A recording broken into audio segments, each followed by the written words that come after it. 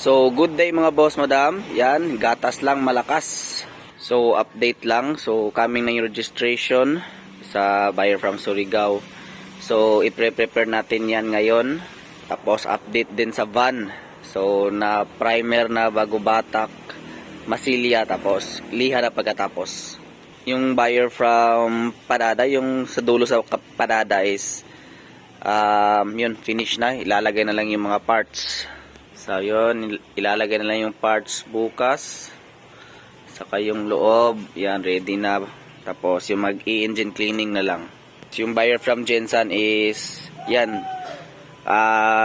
i-ready na din. Isasabay ko na sa Surigao mamaya sa preparation. So yung pag-test drive ko nito, yung napalitan lang is yung bearing sa likod, saka yung sa kabila. Kasi di ako panatag na parang may iba talagang tunog. So napalitan na. Tapos yung harap naman is na-check na din yung alignment, goods na din. At ito sa loob is konting linis na lang. Kumbaga nalinis ko na ito noon, pero napunta doon sa pag-aayos. So nadumihan na naman. So walang problema yan mga boss, madam. Cleaning na lang yung kulang, tapos papalitan yung mga gulong para pantay lahat. Lalagay yung mga lights, papailawin para test drive na naman, para kung meron pa mang need i-fix, ma-fix na din. Tapos ito is hindi pa talaga na test drive, wala pa tayong assurance kung ibababa ba yung transmission, meron bang problema. So yun, check lang natin. Saka yung buyer sa Jensan is far naman, wala naman inayos.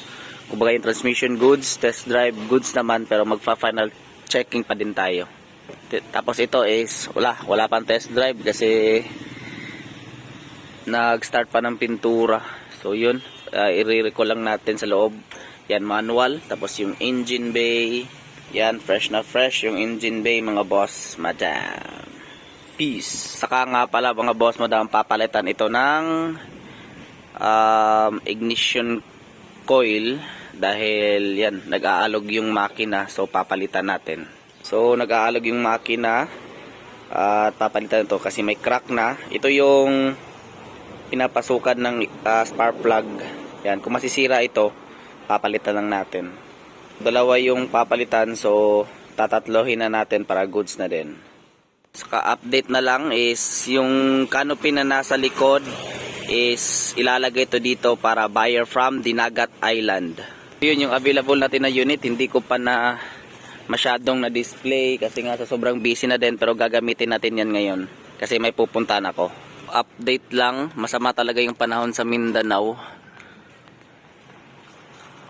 Yan. So yun lang mga boss, madam, kasi parang magre-relax lang ng konti kasi yung sakit ko na sinusitis is yan, nandito na naman. So yun lang mga boss, madam. Sa gusto mag-order, just PM my Facebook account, Ervin Lopez Flete. Huwag mahiyang magtanong, feel free to ask. Ako nga pala sa Ervin Lopez Flete, ang nasasabi palagi ng no bulok, no usok, no leak. Class A unit mga boss, madam. Peace. Pasensya na nakahubad. Peace.